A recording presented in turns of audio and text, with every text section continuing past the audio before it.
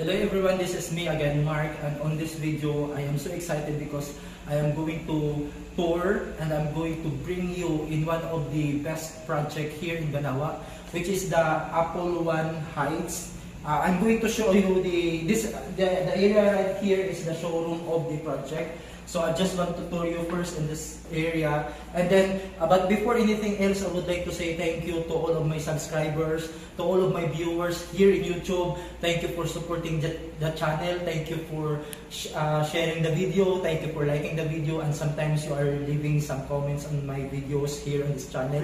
And I would like to say to you that our channel is really growing, and it's because of you, and I really want to thank you for that. And I would like to bring you first the scale model of this project, since we are now in the showroom. Later on, once the project is finally fully realized, this showroom will be demolished and will be make a building. So these are the full scale project of the Apple One here, the Apple Banawa Heights, Apple One Banawa Heights. And right now we are in this area right here, this one. So this area right here will be demolished soon once everything is finished, and we have this common amenity area, and these are all the villas that we have in this project. Currently we have two buildings that is in construction, which is this one, and the other one is on the back. So it's so complicated because we have like lots of buildings in this scale model, but again I want to bring you to this showroom, so come with me. I will show you the villa, 1 bedroom, and the mansionette, 3 bedrooms.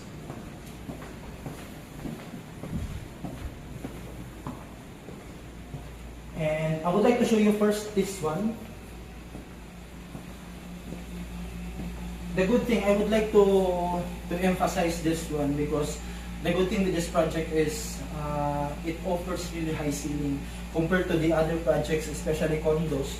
So we offer here villa and walk-up condos and a semi-high-rise building. And we are now at the dress-up unit of the Apple One Heights here in Banawa.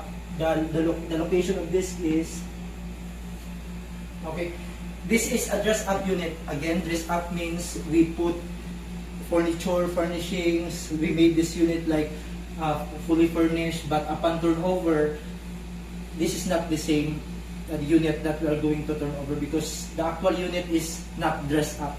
So mind that. So this one is the 1 bedroom unit, and this is the bedroom area, and we have 1 toilet and bathroom in this unit.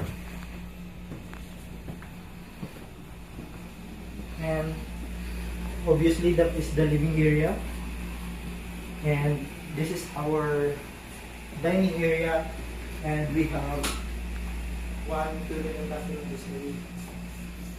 And let's go to the other side. We are just giving you the view of this model unit. It looks like you are in a very old fancy hotel with this very low chandelier, and then the round table over there. And this one we have Sheraton. If you're familiar with the Sheraton Mactan, the Apple One is the developer of that project. And this is the scale model of the Sheraton. We have the Sheraton Hotel, and we have the Sheraton Residences and the Sheraton Villa. And this one is also a White Sand Beach frontage development project in Punta Engaño. Let's go to the mansionette model unit.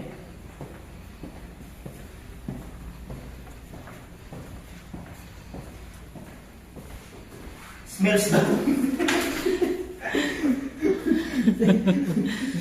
So this one is the mansionette model unit, and it's a inner unit because we have also corner, and again this is a high ceiling condo unit, villa. And look at how the developer made the interior design of this unit. It's really rich, like old money. It looks like old money. Let's go to your kitchen right here. And this is your very small toilet and shower.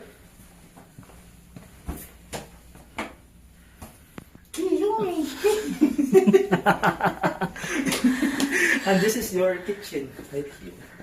And you have this banda room here.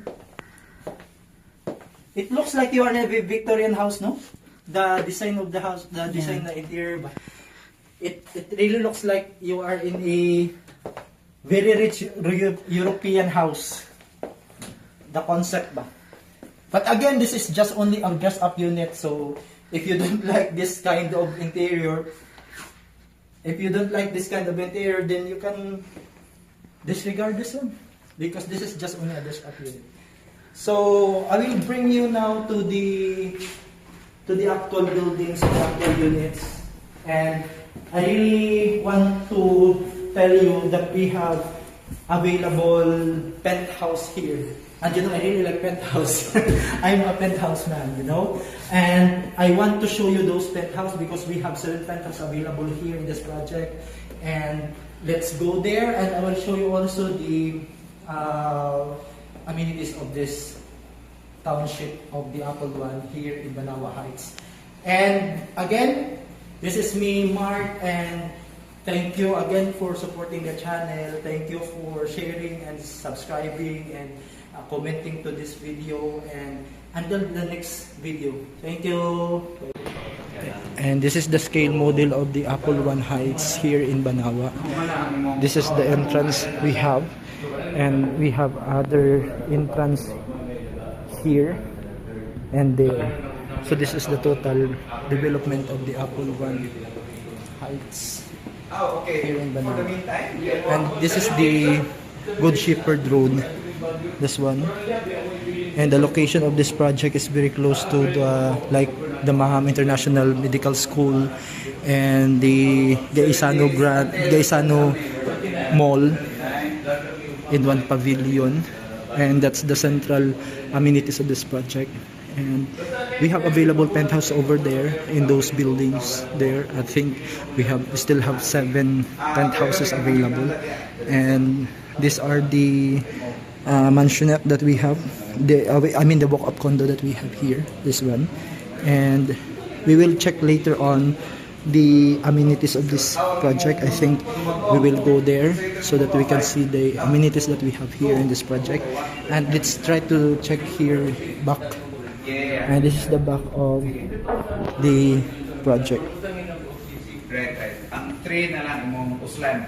7 days na, 9 days. Sige, check it. Pero kuan lang ha, in case nga mo palit ato lang ito. Tawagan lang ka. No problem. Bukan kung sisi na po, kung sisi na yung palit na. Wala na, sige. Wala na. Yes. Wala na.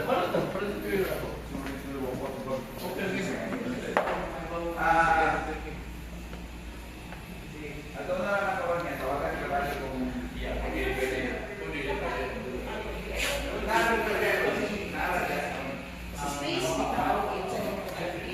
And that's the Sheraton.